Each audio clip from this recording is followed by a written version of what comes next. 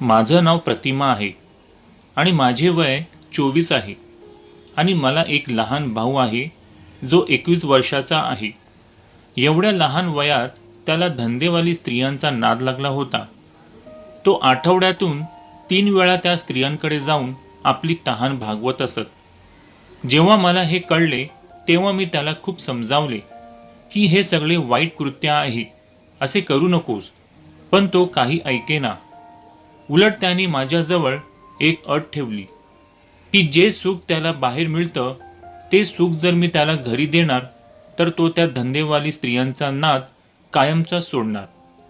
मला माझ्या भावाचा बोलणं विचित्र वाटलं, पण त्याला या नरकातून काढण्यासाठी मला त्याची अट स्वीकारावी लागली आणि आठवड्यातून 3दा तर कधी 4 वेळा रात्री झोपेच्या वेळी रूमची लाईट बंद करून तो मला उतानी करून. मित्रांनो, या कथेत माझं नाव प्रतिमा आहे आणि मी सध्या BTC करत आहे. मी प्राथमिक शाळेत शिक्षकाची परीक्षाही दिली आहे. आमच्या घरात 4 जण राहतात. माझा भाऊ, माझे आई वडील आणि मी राहते. मी आता 24 वर्षाची झाली आहे. मी माझे फिगर देखील सांभाळते आणि दररोज सकाळी व्यायाम करते जेणेकरून मी फिट राहू शकेन. आणि माझा भाऊ 21 वर्षाचा आहे. आम्ही दोघंही मित्रांसारखा राहतो, ज्यामुळे आम्ही दोघं एकमेकांची बोलणी आपापसात शेअर करतो. एके दिवशी मी माझ्या भावाशी काहीतरी गुप्त गोष्टी बोलत होते.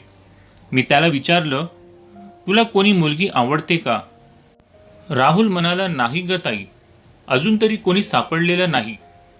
तुझ्यासारखं कोणी सापडला तर मी प्रयत्न करीन. तेवढ्यात मम्मी तिथे आली आणि राहुलला काही कामासाठी बाहेर पाठवली. माझ्या भावाच्या तोंडातून माझ्यासाठी असलेले प्रेम त्याने न कळत सांगून माझ्या आतील भावना जगवल्या होत्या. त्यामुळे मी जरा अस्वस्थ झाली. आता मी फक्त त्याच्याबद्दलच विचार करत होते. या सगळ्याचा विचार करत असताना मला कधी झोप लागली हे मला कळलेच नाही आणि मी तशीच बेडवर गाढ झोपी गेली. मग जेव्हा मला जाग आली तेव्हा घरात कोणीच नव्हतं असं मला दिसलं. कदाचित मम्मी आणि राहुल अजून बाहेर आले नव्हते. मग मी बाथरूममध्ये जाऊन आंघोळ केली आणि तेवढ्यात आई आणि राहुल दोघेही बाजारातून घरी परत आले होते. म्हणून मी त्यांच्याकडे गेली आणि त्यांच्याबरोबर बोलत बसले. दुसऱ्या दिवशी सकाळी तो त्याच्या शाळेत गेला आणि मी पण माझ्या कॉलेजला गेले. पण जेव्हा मी माझ्या कॉलेजला गेले तेव्हा माझ्या मनात फक्त राहुलच होता, कारण आजपर्यंत मला असं कोणीच सांगितलं नव्हतं.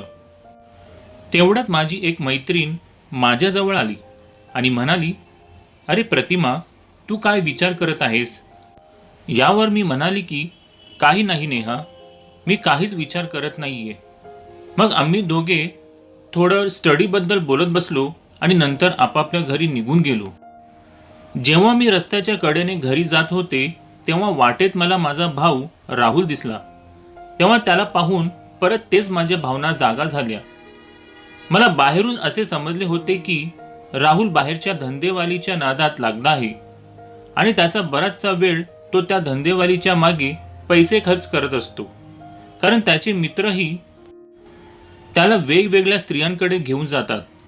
जेव्हा मला कळले की राहुल आपले पैसे वाया घालवत आहे तेव्हा मला राहुलवर खूप राग आला होता. मग मी त्याच रागात घरी गेले आणि राहुल येण्याची वाट पाहू लागली. मला माझ्या आईबाबांना याबद्दल सांगायचं होतं, पण त्यांना इजा होईल म्हणून मी त्यांना राहुलचे हे चाळे सांगितले नाही.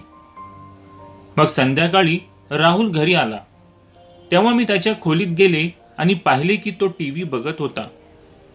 मी त्याला विचारलं, राहुल, तू असं बाजारात का फिरत होतास आणि त्या धंदेवाली स्त्रियांच्या मागे पैसे का खर्च करतो आहेस? तू तुझ्या त्या आवारा मित्रांबरोबर फिरत जाऊ नकोस, त्यांच्याबरोबर राहू नकोस, नाही तर ते तुझं आयुष्य बर्बाद करतील. तो म्हणाला, नाही ताई, असे काही नाही. मी त्याला अनेकदा सांगितलं की तू असं करू नकोस, पण तो राजी होत नव्हता. माझ्या अनेक प्रयत्नानंतर तो म्हणाला, ठीक आहे, मी त्यांच्याबरोबर फिरणार नाही, पण माझीही एक अट आहे. जर तू ती पूर्ण केलीस तर मी पण त्यांच्याबरोबर राहणं बंद करीन आणि त्या धंदेवाली स्त्रियांचा नाद देखील सोडून देईन. मला माझ्या भावाला त्या नरकातून बाहेर काढायचा होता, म्हणून मी त्याला हो म्हणाले. मग त्याने सांगितले की ताई, जेव्हा माझं मन होईल तेव्हा तुला माझ्या इच्छा पूर्ण कराव्या लागतील. बोल, आहे का तू रेडी? मी त्याला म्हणाली, नाही, असं होऊ शकत नाही.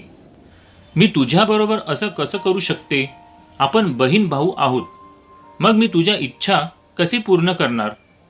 तर यावर राहुल म्हणाला, मग ठीक आहे, मला समजवण्याची काही गरज नाही.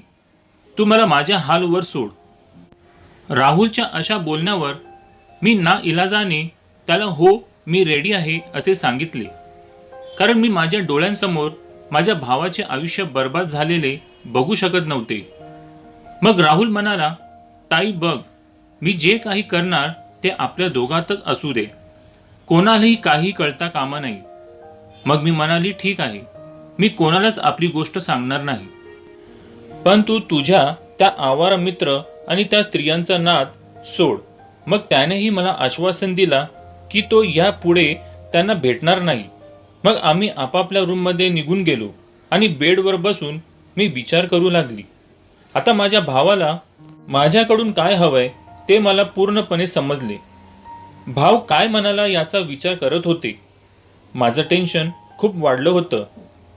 माझा भाऊ पण असं काही करण्याचा विचार करेल याची मी आतापर्यंत कल्पना केली नव्हती.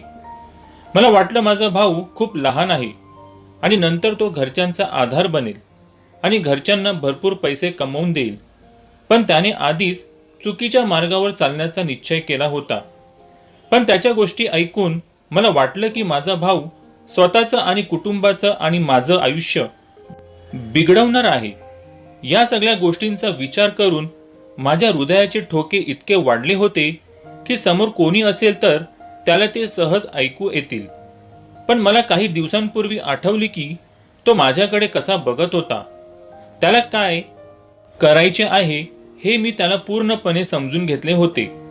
आता काय करावे हा मला मोठा प्रॉब्लेम होता. मी त्याला नवरा बायकोसारखं जगायलाही सांगू शकत नव्हते, कारण तो माझा भाऊ आहे. मग अचानक माझ्या मनात विचार आला की कदाचित ही गोष्ट घरातच राहील. यामुळे आमच्या घरच्यांचा जीव वाचेल आणि माझा भाऊही सुधारेल. या सगळ्यांचा विचार करून मला झोप लागली. मग सकाळी उठल्यावर मी राहुलच्या रूममध्ये गेली आणि म्हणाली, ठीक आहे राहुल, मला तुझी अट मान्य आहे. आणि त्याच्या रूमचा दरवाजा आतून बंद केला आणि त्याला ते दिले जे त्याला बाहेरच्या स्त्रिया देत होत्या. मग मी आईकडे गेली आणि नाश्ता बनवू लागली. कारण आज रविवार होता, त्यामुळे आम्हाला कुठेही जायचे नव्हते.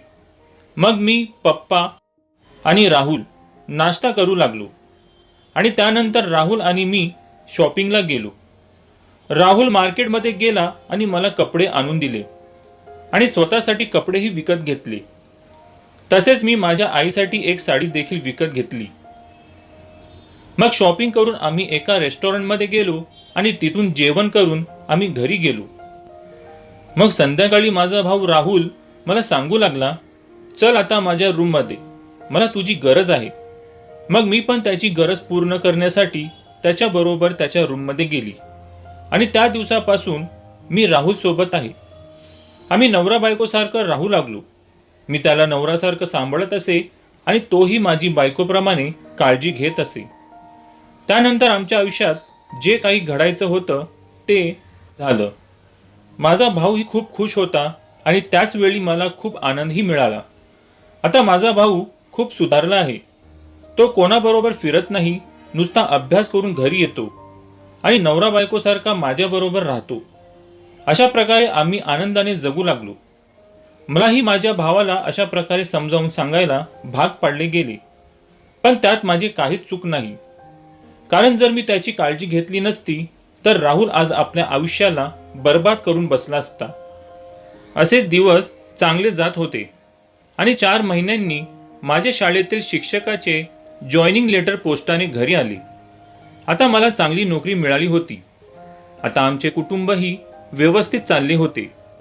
आमच्या घरातील सर्वजण खूप खुश आहेत आणि माझा भाऊ राहुल देखील त्याच्या आयुष्यात काहीतरी चांगले करण्याच्या मार्गावर आहे. जर मी त्या दिवशी माझ्या भावाला समजावून सांगितले नसते तर तो आज चुकीच्या संगतीचा बळी ठरला असता आणि स्वतःचे तसेच कुटुंबातील सदस्यांचे आयुष्य असेच खराब केले असते.